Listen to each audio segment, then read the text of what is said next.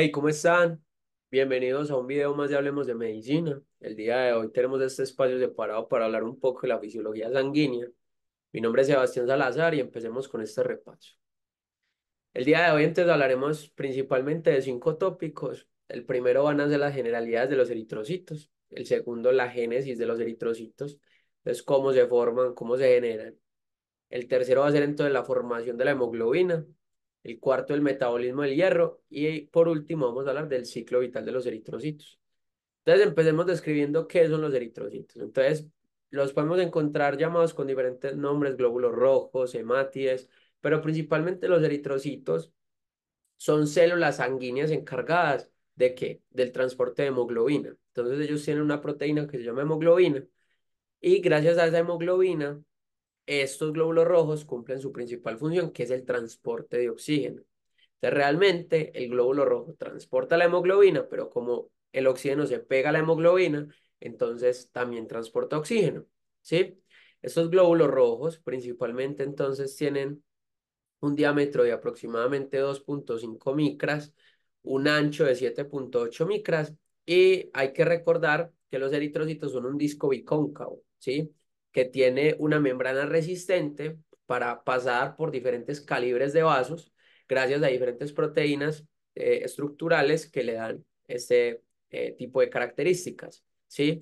Y en el centro, ese grosor del eritrocito para que veamos que no es uniforme, sino que tiene entonces una cavidad, por eso decimos que es un disco bicóncavo, tiene una medida de aproximadamente una micra. Entonces, ya estábamos hablando un poco, ¿qué funciones cumplen los eritrocitos? Entonces, los eritrocitos cumplen principalmente tres funciones. Número uno, transporte de hemoglobina, ¿sí? Número dos, como ya lo dijimos, si la hemoglobina es la que se pega al oxígeno, entonces transporte de oxígeno. ¿Para qué necesitamos el oxígeno y transportarlo? Para que esos tejidos tomen ese oxígeno y no mueran, ¿cierto? Esa es la función del eritrocito. Y número tres, y no menos importante, el eritrocito nos ayuda en el equilibrio ácido-base, en esas situaciones en las cuales debemos utilizar métodos compensatorios para poder mantener un buen equilibrio en el pH de nuestra sangre. Entonces acá vemos un poco cuál es la estructura básicamente funcional del eritrocito. Entonces tenemos el disco, tenemos la hemoglobina y vemos cómo el oxígeno se pega a esa hemoglobina para ser transportada posteriormente a cada uno de los tejidos. ¿Cuáles son entonces esas características principales que hacen que un eritrocito cumpla sus funciones vitales y normales? Lo primero que hay que tener en cuenta es que son células anucleadas y sin organelas. Esto es muy importante porque cuando nosotros hablamos de la respuesta inmune, ¿sí? Nosotros podemos ver, esto lo vamos a ver en otro tema, pero para dejarlo macro, que los eritrocitos son las únicas células que carecen de algo que son los fosfolípidos de membrana, ¿cierto? Para la formación de ácido araquidónico, porque dentro de su célula no están las organelas y tampoco está la COX, ¿sí? O la fosfolipasa que se activa para atacar y generar células de la respuesta inmune, dada por otros factores que van a ser los que desencadenan esa respuesta inmune. Entonces, los eritrocitos no tienen organelas, no tienen núcleo y tampoco van a tener esas características. Entonces, si en algún momento nos preguntan, que cuál es la única célula de nuestro cuerpo que no tiene fosfolípidos de membrana, que no tiene la COX, nosotros vamos a saber que son los eritrocitos, ¿sí? Otra característica muy importante es que los eritrocitos cumplen diferentes funciones, como ya dijimos, transporta el oxígeno y también tiene un equilibrio ácido-base, pero hay una característica y es que ese oxígeno cuando está pegado a la membrana del eritrocito no se oxida, pues no hace que se dañe esa membrana del eritrocito como puede generar en otros tejidos, ¿cierto? Entonces, digamos que los eritrocitos son un tipo de antioxidante o tienen características antioxidantes para poder mantener ese transporte sin sufrir absolutamente ningún daño en su membrana ni en su forma. Otra característica muy importante que nos permite la formación de la hemoglobina más que todo es que mantiene el hierro de forma ferrosa. Y por último, y no menos importante, los eritrocitos participan en el metabolismo de la glucosa para generar ATP, como lo vemos en el ciclo de Krebs, que es la forma más importante y la principal forma que tenemos a nivel orgánico para producir energía mediada por nuestro metabolismo. Entonces, ¿cómo y cuándo se generan los eritrocitos? Esa es una muy buena pregunta. Entonces, básicamente nosotros tenemos diferentes etapas para la formación de eritrocitos, ¿sí? Porque esto parte desde nuestro desarrollo y nuestra vida fetal. Entonces, cuando nosotros estamos en el primer trimestre de gestación, claramente nosotros tenemos mucha cantidad de eritrocitos por parte de nuestra madre. Sin embargo, empieza una pequeña formación de eritrocitos y de glóbulos rojos propios del feto por parte del saco vitelino. En el segundo trimestre de gestación ya hay unas estructuras y unos órganos que toman esa función de decir yo voy a producir esos eritrocitos. Entonces la función pasa del saco vitelino, ¿sí? A el hígado y el vaso. Y por último, cuando estamos terminando ya nuestra formación embrionaria, en el tercer trimestre y ya hasta hoy en día en la vida extrauterina. Principalmente la formación de eritrocitos va a estar mediada por la médula ósea, ¿sí? Que la podemos encontrar principalmente en los huesos largos. Esto es muy importante y como dato hay que recordar que cuando nosotros, hablando otra vez de otro tema, vamos a describir una infección, ¿sí? De huesos medulares sería osteomielitis, pero si son huesos planos no medulares sería una osteitis. Esto no tiene que ver mucho con fisiología sanguínea, pero cabe recalcar porque son datos que nos pueden servir en nuestra práctica clínica y en nuestras rondas cuando estamos estudiando algún tema. Entonces, sí, cuando estamos en el primer trimestre, saco vitelino, segundo trimestre, gestación, hígado y vaso, y tercer trimestre, hasta la vida extrauterina, médula ósea.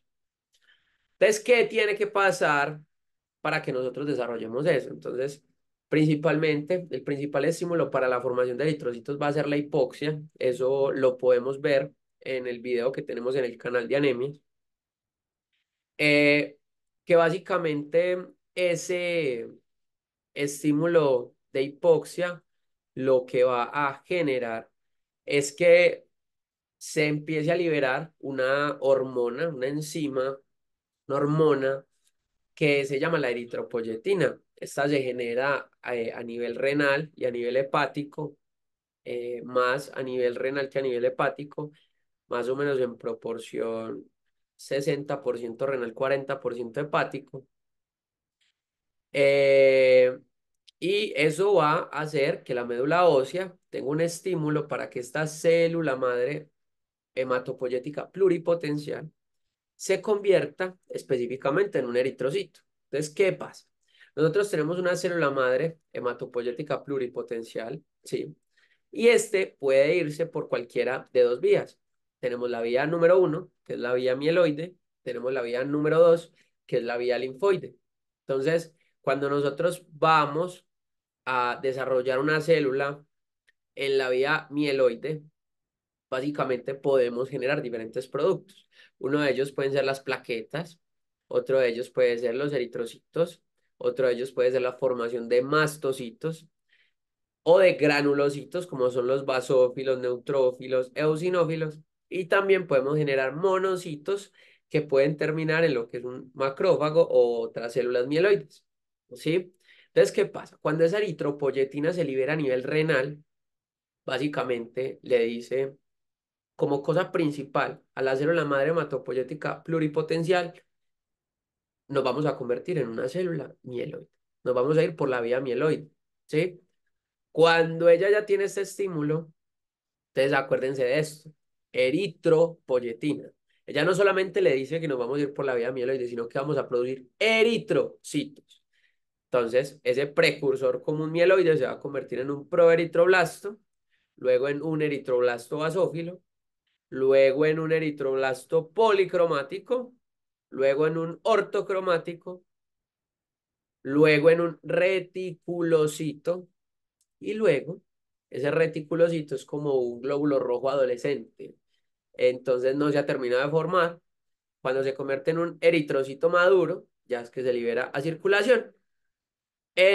Esto es muy importante entenderlo porque en algunos tipos de anemias vamos a tener un cálculo que es el recuento de reticulocitos, ¿sí? Y esto se da porque la médula quiere reponer la sangre que se está perdiendo. Entonces genera tanta eritropoyetina, genera tantos estímulos para convertirse en eritroblastos de todo tipo, tan rápido y con tanta necesidad que cuando siente que ya medio los maduró, los empieza a liberar a circulación. Entonces vamos a empezar a tener reticulocitos. Pero hay que recordar que los reticulocitos no son eritrocitos maduros que pueden cumplir sus funciones, sino que son adolescentes. Entonces hay que tener eso en cuenta. Listo, esta parte es demasiado importante. Entonces, como ya lo estábamos describiendo, tenemos la eritropoyesis, principalmente encargada por la eritropoyetina. Es el proceso fisiológico para que se empiecen a formar estos eritrocitos. Entonces ya sabemos que tenemos la célula madre hematopoyética pluripotencial, que se convierte en un precursor común mieloide y pasa todo este proceso. Entonces, cuando tenemos el proeritroblasto, inicia la captación del hierro, ¿cierto? Para que se empiece a desarrollar la hemoglobina. Cuando tenemos el eritroblasto basófilo, entonces acá empezamos a formar ribosomas, ¿sí? Para empezar verdaderamente a la síntesis de hemoglobina en el eritroblasto policromático. Entonces acá ya empezamos a tener cantidades de hemoglobina y por eso pasamos de tener una membrana más basófila, ¿cierto? A tener una membrana un poquito más rojiza. Luego tenemos el eritroblasto normocito o el ortocromatófilo, que básicamente entonces acá es que ya empezamos a terminar de liberar esas cantidades necesarias de hemoglobina para que ella se convierta en un reticulocito y empiece a botar esas organelas, esos ribosomas y todo, para ya convertirse en un eritrocito maduro y que pueda desarrollar sus funciones sin tener absolutamente ningún problema. Entonces, ¿cómo se regula la producción de eritrocitos? Esto lo tenemos que tener claro. Principal estímulo es la hipoxia. Esa hipoxia tisular, la hipoxia de cualquier tejido, va a generar la liberación de eritropoyetina y va a generar la formación de nuevos eritrocitos por medio de la eritropoyesis. Entonces, ¿qué pasa? Repasamos. Tenemos el riñón, dijimos que eso está mediado por riñón e hígado, pero el principal liberador de eritropoyetina es el riñón. Entonces tenemos el riñón, libera eritropoyetina por un estímulo. ¿Cuál es el estímulo? La reducción de la oxigenación tisular, ¿sí? Que esto depende de qué. Ah, es que mi paciente tiene un volumen sanguíneo bajo. Entonces, obviamente, menos volumen plasmático hace que llegue menos oxígeno a los tejidos y por ende hay una hipoxia. Entonces yo empiezo a generar más glóbulos rojos. Ah, es que mi paciente tiene anemia. Por supuesto, eso es lo primero que debe pasar. Entonces, yo tengo anemia, ¿sí? Tengo una disminución de la hemoglobina y por tanto, si no tengo hemoglobina, no tengo oxígeno para transportar a los tejidos, necesito más, ¿cierto? Tengo un mal flujo sanguíneo, tengo enfermedades pulmonares, todo eso me puede generar hipoxia y vamos a generar ese estímulo para la formación de eso. Entonces, oxigenación tisular estimula el riñón, se libera la eritropoyetina y eso ya hace que mi célula hematopoyética pluripotencial diga, me voy a convertir en un eritrocito. ¿Listo? Esto es fácil de entender. Acá agrego, aprovechando que estamos hablando del riñón, de su función con la eritropoyetina y también del hígado en gran parte, que ese es el motivo por el cual en los pacientes que tienen fallas renales terminales debemos recordar que ellos pueden tener una anemia normocítica normocrómica, o sea, una anemia por enfermedad crónica. Esto se da porque, pues al tener menos producción de eritropoyetina, vamos a tener menor cantidad de glóbulos rojos y por tanto se va a generar la anemia. Listo. Entonces, esto, a pesar de que va más incluido en el tema de las anemias, es importante entenderlo desde la fisiología para pensar cómo pueden interactuar diferentes fenómenos en la producción normal de en este caso, de los glóbulos rojos. Entonces, bueno, ¿qué otros productos, por así decirlo, elementos son importantes para la formación de los eritrocitos? Entonces, lo primero, la eritropoyetina, indispensable. Ya lo sabemos, ya lo entendimos, ya lo interiorizamos. Lo segundo, vitamina B2 y vitamina B9, ¿sí? Lo tercero, hierro, importantísimo. Y lo último, correctas cadenas de hemoglobina. Entonces, lo primero, la eritropoyetina ya la entendimos. Lo segundo, vitamina B12 y vitamina B9. Entonces, básicamente van a ser, recordemos que los folatos, en este caso, ¿sí? El ácido fólico y la cianocobalamina, que es la vitamina B12, ellos actúan en el ciclo celular de todas las células de nuestro cuerpo para formar correctamente las cadenas de ADN, ¿cierto? En este caso, entonces no es la excepción. Necesitamos folatos para tener una correcta formación del glóbulo rojo, sobre todo en esa decodificación genética de cuál debe ser el tamaño, cómo debe ser su estructura, y en caso tal de tener deficiencias de estos, principalmente vamos a tener un fenómeno llamado anemia megaloblástica, ¿sí? Si tenemos deficiencia de vitamina B9 y vitamina B12, que su principal hallazgo van a ser eritrocitos de aspecto macrocítico, o sea, aumentados de tamaño. El hierro, indispensable para la formación de hemoglobina, ¿sí? Por tanto, si no hay hierro, no hay hemoglobina, y si no hay hemoglobina, no hay transporte de oxígeno a los tejidos. Entonces, de acá la famosa anemia ferropénica, que no solamente me disminuye entonces la oxigenación tisular, sino los niveles de hemoglobina, ¿sí? Entonces, de ahí se produce. Tenemos también la hemoglobina, que es una proteína que está presente en todos los eritrocitos, encargada del transporte del oxígeno a cada uno de los tejidos. Entonces, ¿cómo se da el metabolismo de esto? Entonces, lo primero, hablemos del metabolismo de la vitamina B2 y la vitamina B9. Entonces, este es muy importante entenderlo por lo mismo que les digo, fenómenos que pueden interactuar en la fisiología normal de mi paciente. Entonces, yo en la dieta, en el consumo de algunos alimentos, como lo son algunos tipos de verduras principalmente, voy a ingerir lo que son los folatos, ácido fólico y vitamina B12. Estos van al estómago, ¿sí? En el estómago entonces se da la liberación de factor intrínseco. Esto lo vamos a ver más a detalle cuando veamos nuestro video de fisiología gástrica. Se libera factor intrínseco y ese factor intrínseco es el que va a permitir, el que se va a unir a esos folatos para que posteriormente a nivel del ilion se dé la absorción del ácido fólico y de la vitamina B12 o cianocobalamina. ¿Sí? Entonces, ¿por qué digo que esos fenómenos? Pacientes que tengan problemas como una gastritis atrófica, como lo son los ancianos, pacientes que tengan masas, que le tuvimos que cortar partes del estómago, ¿sí? No van a tener tantas células que liberen factor intrínseco y podemos tener este tipo de problemas, ¿sí? Como lo mencionamos anteriormente, la anemia megaloblástica. Entonces, ¿qué pasa? Se absorbe en el ilion, se va para el hígado y se convierte en otros tipos como la metilcobalamina en el caso de la vitamina B2 y la vitamina B9 principalmente se convierte en tetrahidrofolato, cosa que también se va a convertir la metilcobalamina. Entonces acá convertimos el tetrahidrofolato, que es el que va a actuar en la vía de los folatos y el que va a actuar entonces en la formación de ese ADN, en la síntesis del ADN en la médula y el que nos va a garantizar una buena estructura, tamaño de los eritrocitos. Por el lado del hierro, entonces básicamente nosotros debemos tener una correcta ingesta de hierro que puede ir desde los 10 a los 20 miligramos al día de hierro, ¿cierto? Este se absorbe gracias al ácido clorhídrico del estómago y básicamente nosotros vamos a tener el hierro en diferentes estados. Tenemos el estado ferroso y el estado férrico, ¿sí? Ese estado ferroso es el que nos va a permitir el transporte, ¿cierto? Y el estado férrico es el que nos va a permitir el almacenamiento.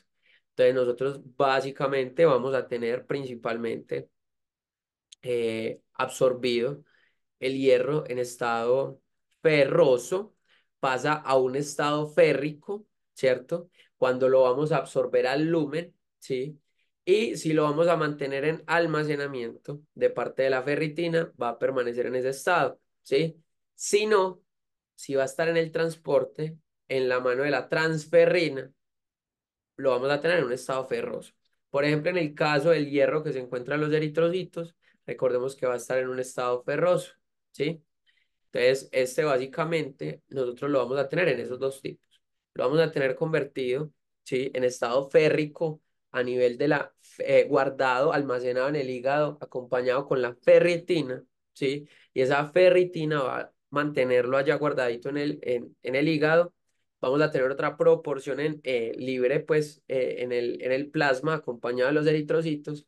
Y aquí es donde parte la importancia de saber dónde tenemos hierro, porque no es lo mismo tenerlo en sangre o en el hígado, porque eso nos va a dar un diagnóstico de una anemia ferropénica en algunos casos. ¿Sí? ¿Por qué lo digo? Porque hay situaciones de estrés, como son las infecciones o la inflamación crónica, que puede hacer que nuestro cuerpo diga, cuando tenemos una infección, el virus, la bacteria, el parásito, lo que sea, se puede alimentar de ese hierro. Entonces, ¿qué dice nuestro cuerpo?